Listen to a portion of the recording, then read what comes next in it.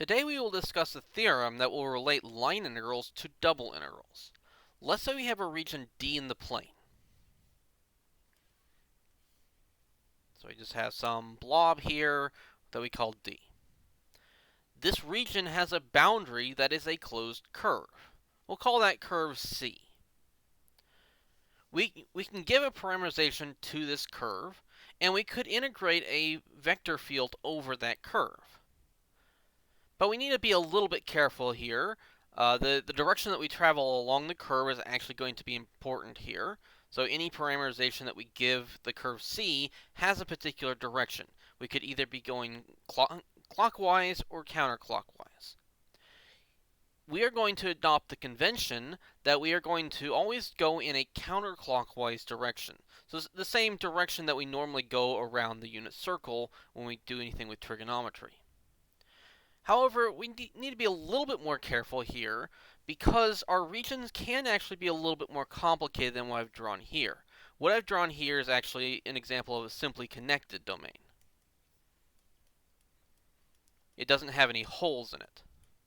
If I have some D that actually does have a 1 or maybe even two or however many finitely many holes, we can still actually talk about the boundary of this, but the boundary is actually made up of multiple curves.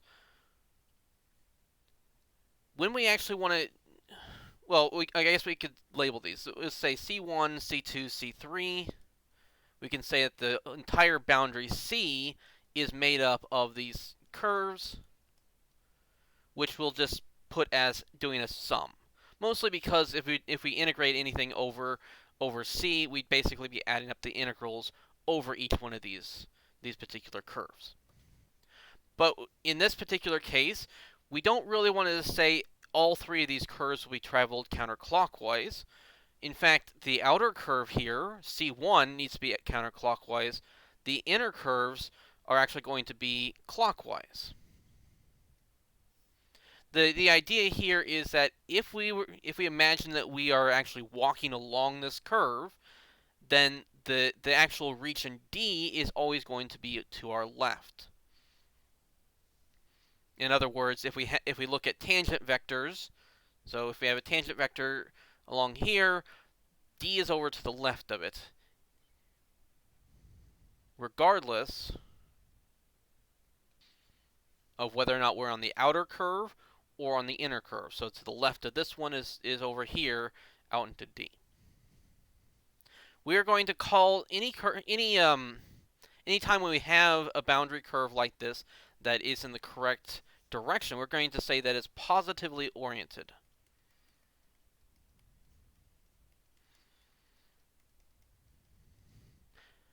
And we'll talk about the orientation of a curve. If it's the opposite way, we would say that it's negatively oriented. And we like to use that terminology mostly because if we do talk about something that has a negative orientation, all that really does when we talk about integrals is introduce a minus sign. So it really does just correspond to changing the sign of the integrals. Another thing that we do here in terms of notation, a lot of times when we start with a region D and we don't want to actually name the actual boundary, we'll also use the notation of the curly D with whatever set we're talking about. This is the positively oriented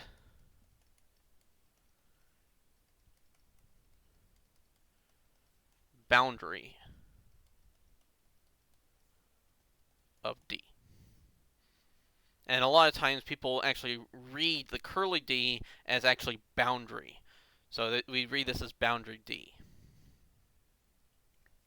The book can be a little bit inconsistent about using this notation, and frequently will still name the curve, usually calling it C or something like C1, C2, something like that.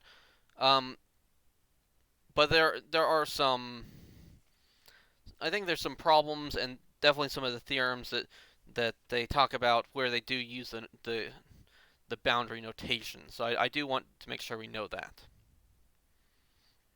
But now that we've actually talked about orientation, we can actually get to the theorem that we're wanting to talk about.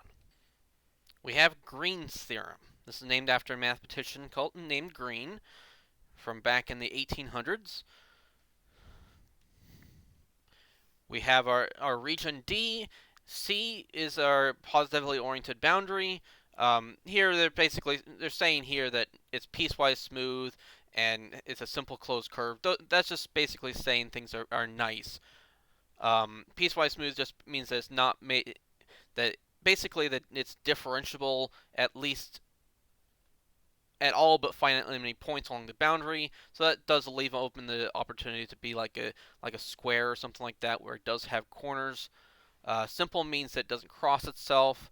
If we're talking about a region, usually when we talk about the boundary, we won't really be talking about a boundary that does actually itself intersect or anything like that. So, and of course, whenever we're talking about the boundary of a curve, it's going to be closed anyways. But the point here is that if we are going to take the line integral of some vector field over that curve, then it's the same as taking the double integral over the region that's bounded by that curve of this derivative thing. So we have the partial derivative of q, which is the y component of our vector field with respect to x, minus the derivative of the x component p with respect to y. And you might recognize that these particular derivatives are the same ones that we talked about when we were discussing conservative vector fields, and that's not really a coincidence. We will later on in this video talk about what this will mean for conservative vector fields. But for the moment, let's go ahead and actually see what this actually means in terms of similarities to what we've already talked about before. Specifically, if we look back at the fundamental theorem of calculus,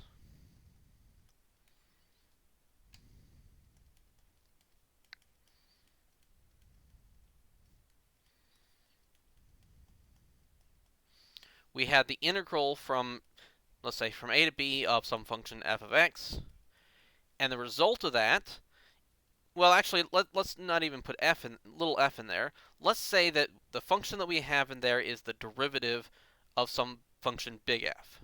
Then the integral of this is just the function f of x evaluated from a to b. Or in other words, we could say this is f of b minus f of a. We also had the fundamental theorem of line integrals, which is pretty similar.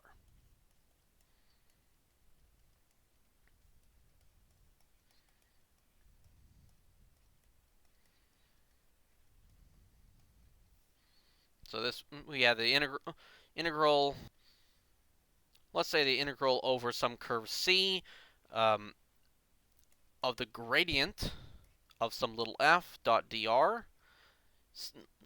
The c here actually is parameterized, so it goes from a to b. We'll say here f of xy, where we go from the starting point of c, I don't know, maybe we'll call that AB to CD. Let's say C is a curve going from AB to CD.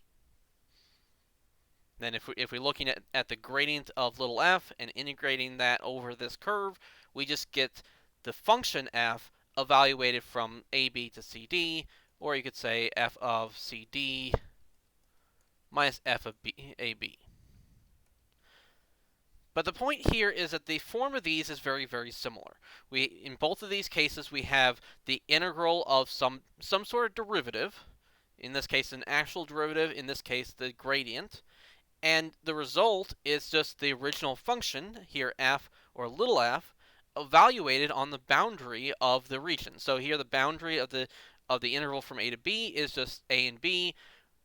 We're essentially adding up the values of the function, though we actually do have a minus sign attached to f of a. That's kind of dealing with an orientation kind of thing. Same thing here, where we are just evaluating little f at our boundary points, and again, the end point here, the first point in our curve, has a minus sign attached to it as a sort of orientation. But that's exactly what's happening in Green's theorem. It's a little bit more complicated because we're doing the double integral of some derivative, but that is still equal to essentially adding up the original function over the boundary here being an actual curve rather than just endpoints. This is actually going to be a kind of running theme throughout this entire chapter. We will discuss two more theorems, the divergence theorem and Stokes' theorem, and they will both also follow this basic rule of the integral over a boundary of an original function is equal to the boundary on the inside of some sort of derivative of that function.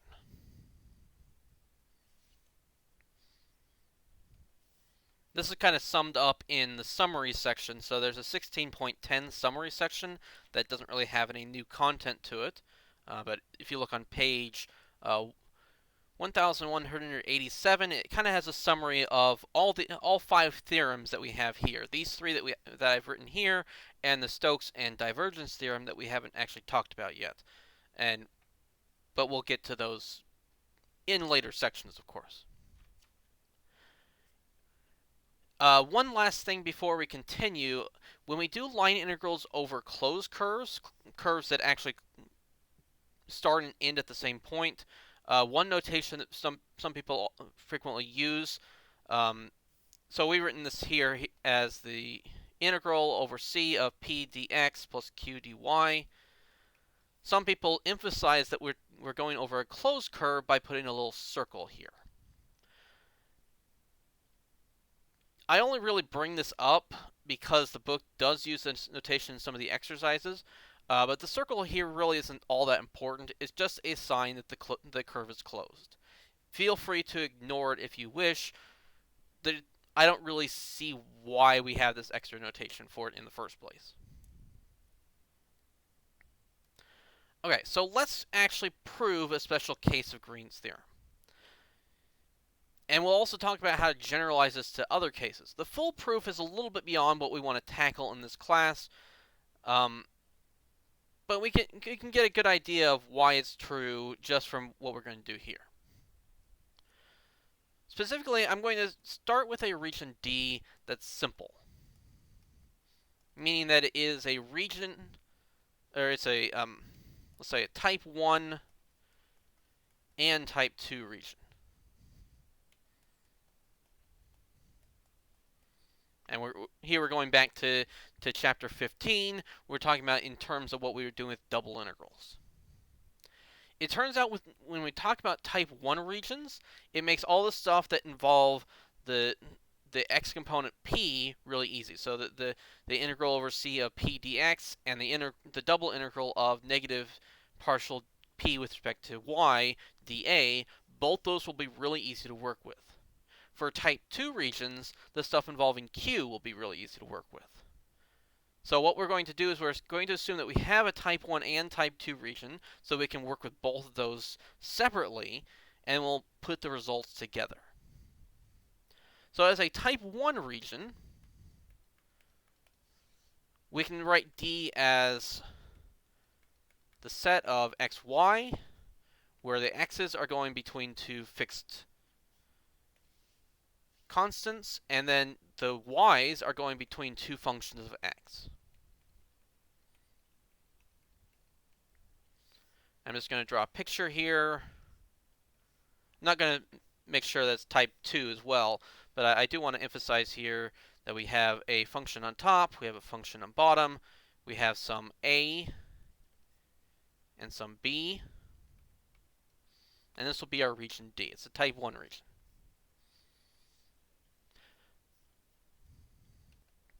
So first things first, the double integral over D of, well, like I said, we're going to start with the derivative of p with respect to y. We're not going to worry about the q part here. But the integral of this thing, since we know what the region looks like, we can just write this as the integral from a to b, integral from g1 of x to g2 of x, of the derivative of p with respect to y, dy dx. Now we have a function that's differentiated with respect to y, but then we're integrating with respect to y. So of course that actually kind of cancels itself out. We just get p of xy. Get the original function back. But we need to evaluate that from g1 of x to g2 of x. And so we get the integral from a to b of p of x g2 of x minus p of x g1 of x dx. Now, of course, we don't really know anything about what p is. We don't know what g1 or g2 is. We can't really go any further with this. But what we're going to do is work from the other side and show that we actually do get this same form, or at least something close enough that we can actually put it into this form. So now, how are we going to tackle the integral over our boundary, which we could write as c, or we could write this as partial d if we want to. Either way is fine. But we're taking the derivative of p, d, this is the vector field p comma 0 over the boundary. Now there's 4 pieces to our boundary here. We can have, let's say c1 is the bottom curve that's given by the function g of 1. c2 is this vertical line at x equals b. c3 is the top curve given by g2. And c4 is the vertical line at x equals a. We do need to make sure that we keep track of the direction that we travel around this to make sure it's positively oriented, which means that we travel from along C1 the way we'd expect from A to B. We travel on C upwards. We travel on C3 backwards compared to what we'd expect it to be. And we travel along C4 downwards. But we can actually take the integral by just integrating over each of these curves separately and adding the results together.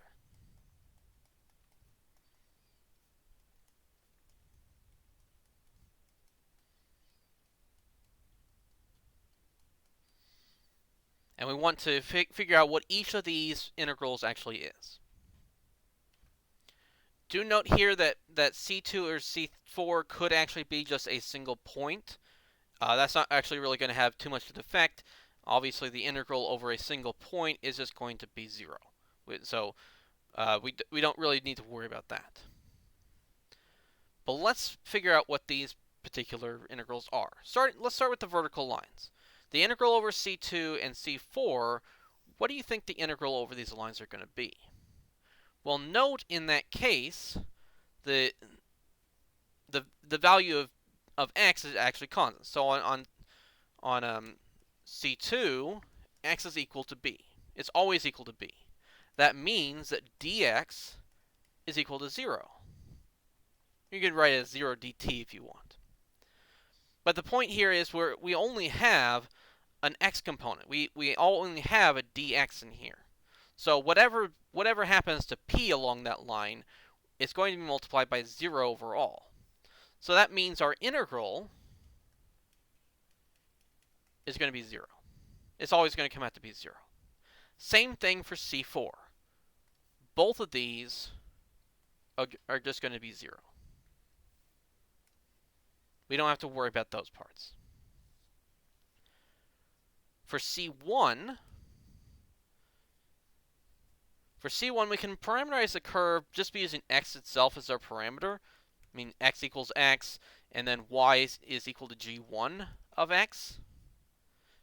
Of course, here, I guess you could say dx is equal to dx. We don't really need to worry about what dy is because there's no dy in our integral. And of course, our x is going from a to b. That means the integral over c1 of p dx is equal to the integral from a to b of p. So this is p of xy. We replace x with x, and we replace y with g1 of x. So this is p of x comma g1 of x dx. That's the dx that we got from here. I mean, technically, we just didn't change our variable there. But the point here is our first integral is just this thing. For C3, we are going to do the same thing, except since we're going for the opposite direction of what we wanted to, it'd be kind of awkward to set it up this way. If we set x equals x, we're going the wrong way, because we're going from A to B, and we want to go from B to A. What we can do instead, because we'd like to go from A to B, because that's the thing that makes the most sense to us, we can essentially just do the direction that we want to, and then introduce a negative sign. So going from A to B is just going to give us a negative of what we had before. Which means we can just go ahead and do exactly the same kind of thing we did up here.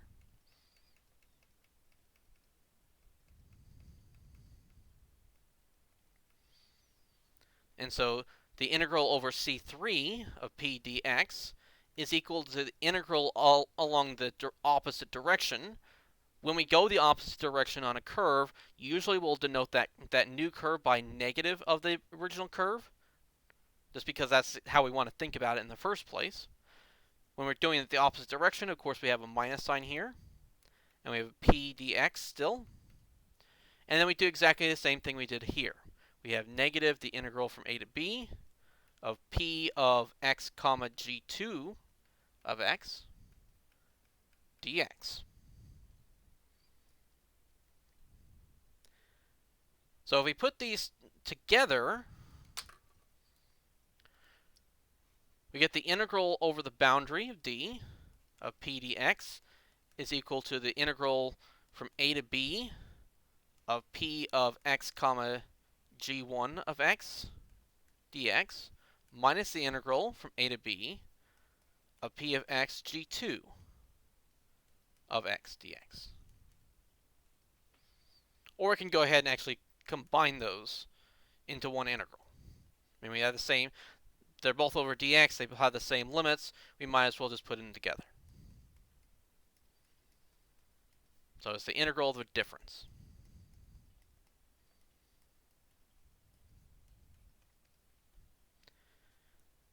Now, you might recognize this as being very similar to something we just saw a moment ago.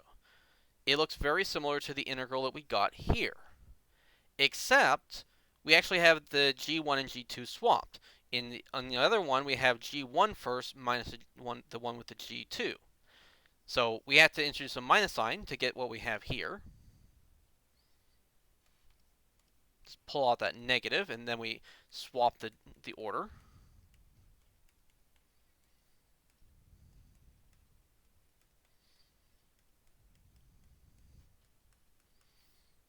And of course, the whole point was that this thing we got by taking the double integral over d of the partial derivative p with respect to y.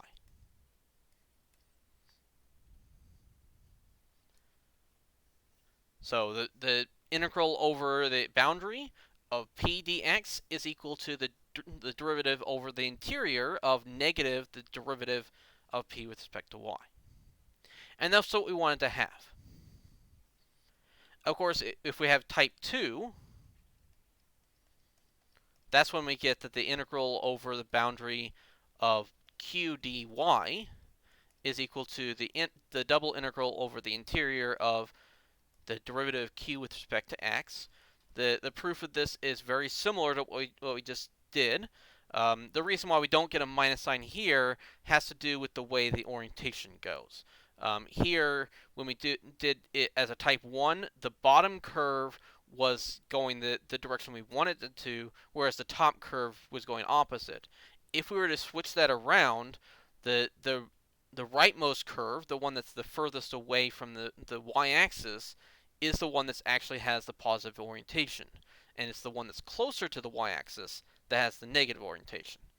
And so we actually don't get a minus sign because we didn't you could say like the C1 would be the one that has the minus sign, C3 would be the one that doesn't. If you want to work through that yourself to see why that's true, you can. I'm not going to go any further into it right here. But the point here is if we have both, then the integral over the boundary of the sum, the p of p dx plus q dy, is going to be the sum of these two results. Or in other words, the double integral over the interior of derivative q with respect to x minus the derivative p with respect to y. We just have Green's theorem in that case. Of course, not every region is both types, but for a general region, we can always break them up into pieces. So let's say we have some region here. It's kind of an odd-looking region. This is definitely not type 1 or type 2, and I'm not really trying to make sure that's the case.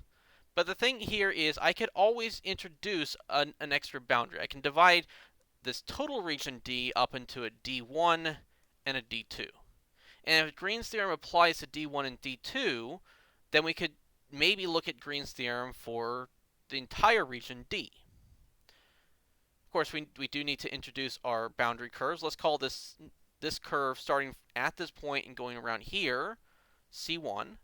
The curve going around the bottom part, we'll call that C2. And I'm keeping this positively oriented. If we cut it here, we introduce a new boundary curve that we can call C3. Now I've drawn it here this direction because if we look at D1, if we follow all the way around, that is positive orientation for D1. If we go around D2 though, then we follow C2, but then we go the opposite direction over C3. And the fact that we end up going along C3 in a different direction actually does make all the difference. So we can say the double integral over D of dq dx minus dp dy dA. We can always break that up over D1 and D2. So double integrals can be broken up that way.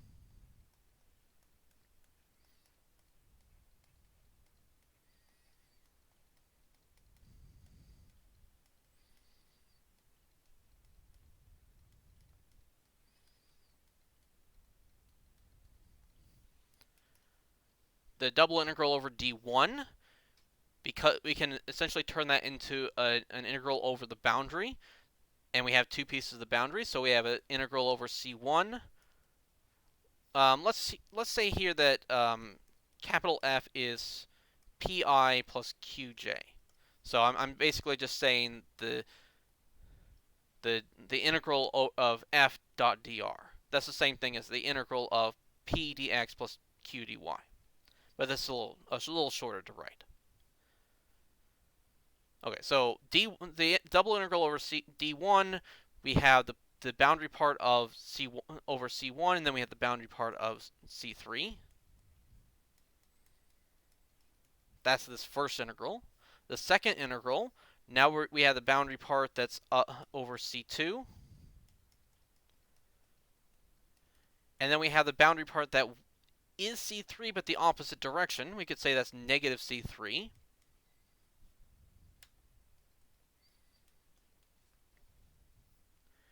And then what do we actually have?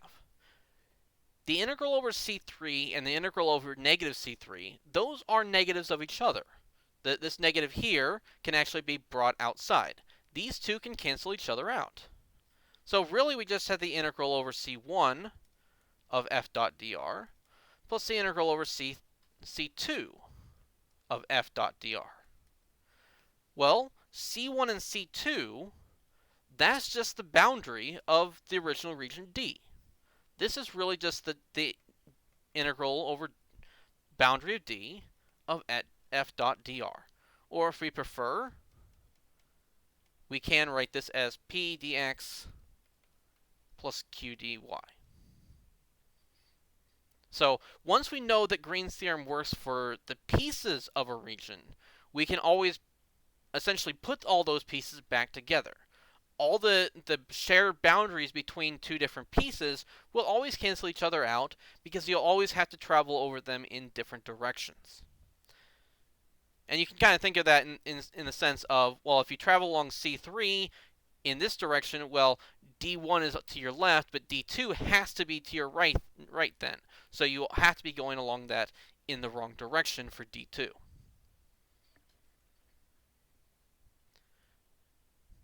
This even works if D is not even simply connected. If D has a hole in it, so we have a D here where there's a hole in the middle of it, we can always break this up by introducing boundary curves. If we follow along D, if the outside, we go in our counterclockwise direction. In order to keep that up, when we travel along this top region, we'd have to follow along that curve this way. Then we have to follow along this part of the curve that direction, even though that is clockwise for the inside.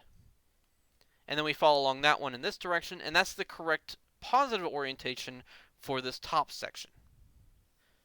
That's why we have to actually travel along any interior holes in a clockwise direction instead of a counterclockwise direction. So that when we actually do break up these regions, we actually do get positive orientation for the pieces as well. Now, I'm not going to go through all the steps like I did on the previous page for something like this, but just keep in mind what we said about orientations, that we have to travel along counterclockwise on outer boundaries and clockwise on inner boundaries in order to make sure that everything is nice and positively oriented. Now, before I end this video and move on to our examples video, I do want to talk about one consequence of Green's theorem. Essentially, we go back to our idea about being conservative, our vector fields being conservative. Let's say we have a vector field F as Pi plus Qj. Recall that if F is conservative,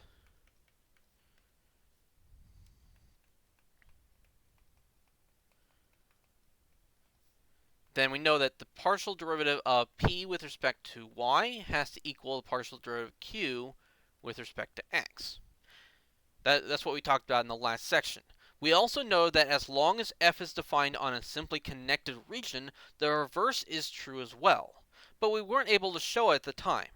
With Green theorems we can, and we can also see why the restriction of simply connected is actually necessary for this to be true. So let's say that D is the domain of F.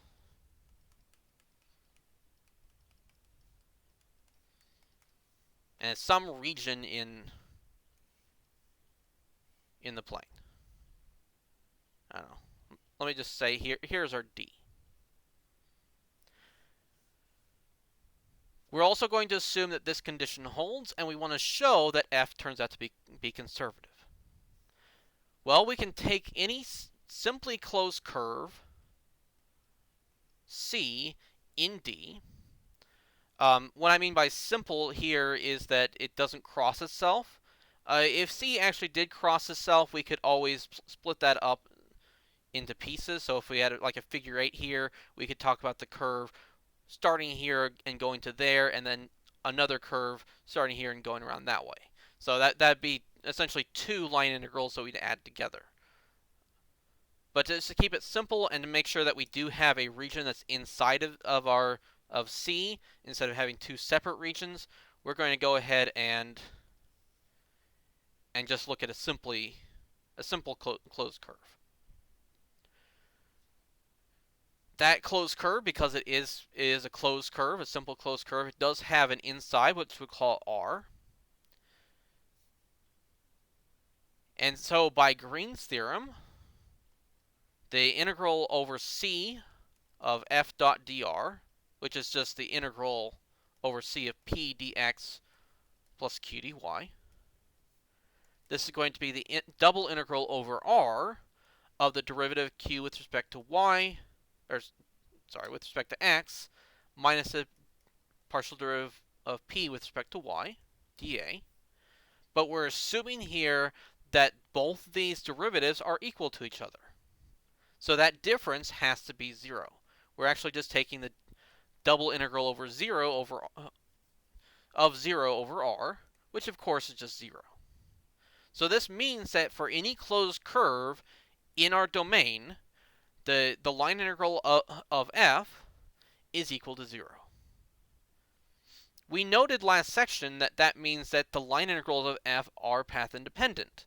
Basically, if we have any curve, so I can even go ahead and draw it in here, if we have any curve starting at a point and another curve going the other way, having the same starting in points, then the integral over this entire circle is 0, because that's what we showed here.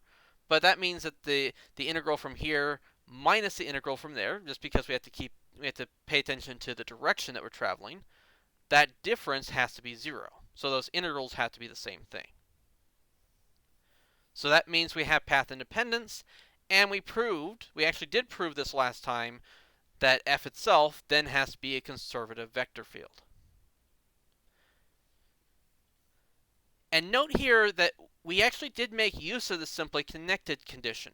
Basically, the fact that D itself is simply connected means that if we didn't have that, let's say our D was this minus a section here. So we only have the stuff that's inside of this. Then we could take a curve around that hole. The integral over that curve, we can't use Green's theorem for, because the inside of that curve contains points that where the vector field is not even defined. So that means P and Q are not defined, and so this difference wouldn't have any meaning. We couldn't take the double integral over something we don't even have a definition for. So there's a big problem with trying to do that in that case. So the very fact that we even were able to talk about r and be able to take the integral over r, what required us to have a simply connected domain.